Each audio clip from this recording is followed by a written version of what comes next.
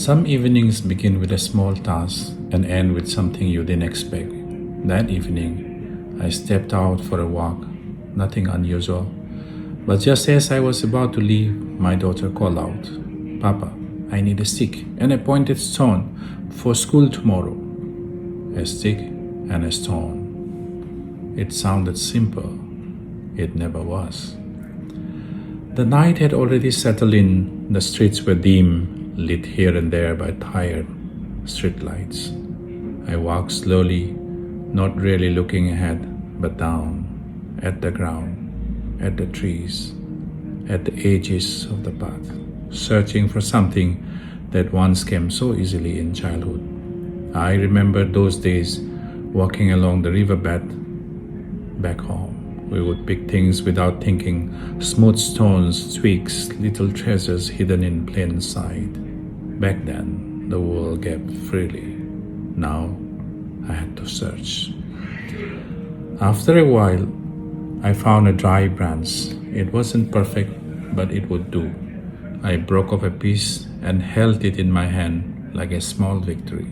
The stone, however, remained missing. I entered the park, walked a few rounds, looked carefully, but the ground offered nothing that fit the need. And after some time, I gave up. Sometimes even small searches remain incomplete. As I continued walking, I noticed a man ahead of me. He had a dog on a leash. Nothing unusual except that he stopped when he saw me. I realized why. The stick in my hand. Perhaps he thought I might be afraid of dogs, or worse, that I might use the stick.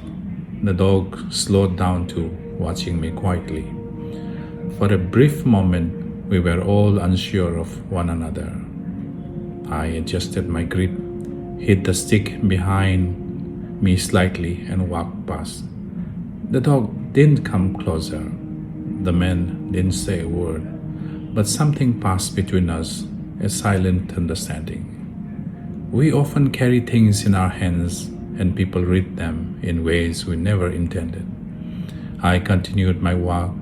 The street was quieter now, the night deeper, and then I saw something that made me stop.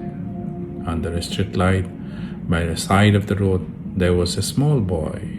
He sat on a charpai, a woven bed, with a book in his hand. Beside him, a small fire burned. His mother was cooking. The light from the street lamp fell gently on his pages. He was reading slowly, carefully, as if the world around him did not exist. There was no table, no room, no study lamp, just a street light and a quiet determination. I stood there for a moment, the stick still in my hand, the stone still missing, and suddenly none of that felt important. Somewhere between what we look for and what we find, life shows us what truly matters. I turned back home. The night felt different now, quieter but fuller. And that image stayed with me, a boy under a streetlight reading his book as if it were the most natural thing in the world. We walk out for small things, a stick and a stone.